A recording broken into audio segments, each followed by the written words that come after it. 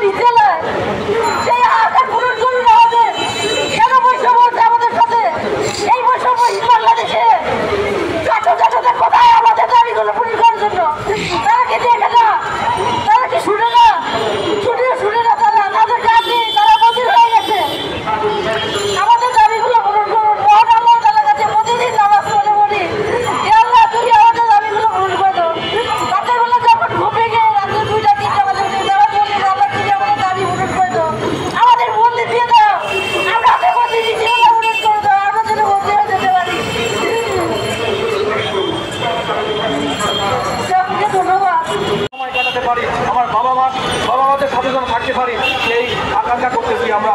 আপনাদের এই শুভবুদ্ধির জন্য উদয় হয় যাতে আমাদের প্রজ্ঞাপনটা অতি দ্রুত বাস্তবায়ন